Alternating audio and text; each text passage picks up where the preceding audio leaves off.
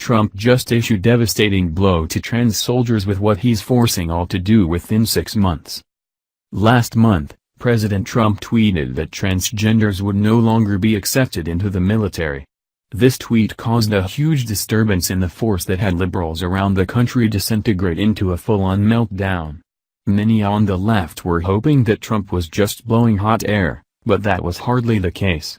Earlier today, Trump issued a memo on the transgender ban, and now the left is realizing that he is all business. This whole ordeal began on July 26 when President Trump sent out a series of tweets. These tweets were pretty cut and dry as to why Trump was leaning towards a transgender ban. You see, Barack Obama lifted the original ban on transgenders and also allowed the military to provide and treat them for gender dysphoria. Of course, this caused many people around the country to be upset knowing that tax dollars were being used this way.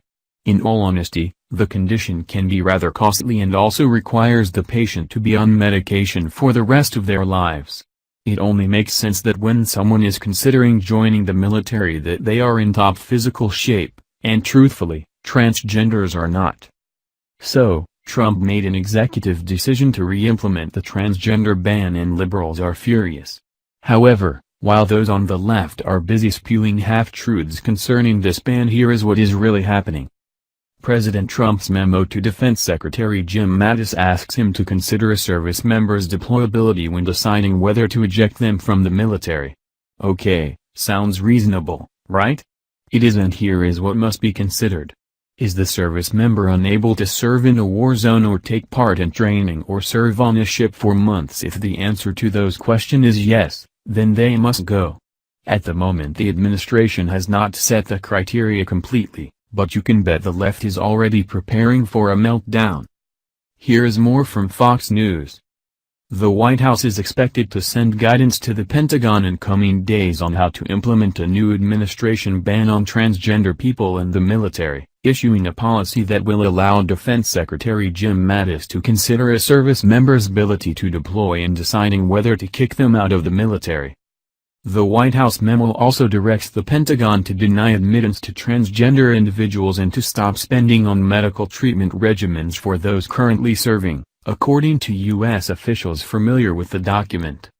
The 2.5-page memo gives Mr. Mattis 6 months to prepare to fully implement the new ban, according to these officials.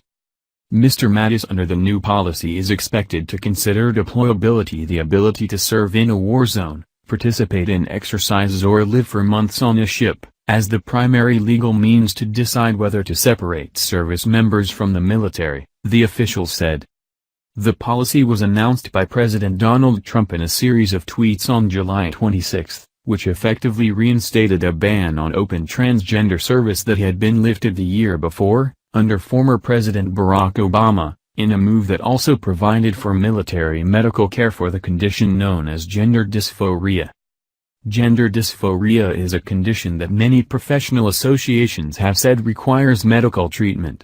For instance, gender dysphoria is recognized by the American Psychiatric Association as a medical issue. When diagnosed by a medical professional, transition therapy and reassignment surgery is considered by some insurers and states as a medically necessary treatment. Employing the criteria of deployability to remove service members is bound to be greeted with deep opposition. All of this sounds perfectly reasonable considering that what is being discussed here is a battlefield. When deploying those to fight, they must have people that are in tip-top condition, and medically speaking transgenders are not. But, of course, no one on the left is looking at this situation with their logical glasses on. Already there are those in the transgender community that are screaming foul.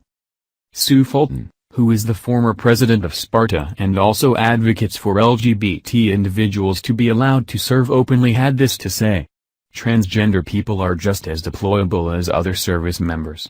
Other service members may undergo procedures when they are at home base, just as other service members schedule shoulder surgery or gallbladder surgery, added Fulton, who achieved the rank of captain in the Army, and is not transgender. She said that there are no ongoing treatments that would render transgender soldiers, sailors and pilots non-deployable. Thus there's no difference between the deployability of transgender service members and that of others, Fulton said. Fulton says that there are no ongoing treatments, but don't transgenders need to stay on hormone therapy?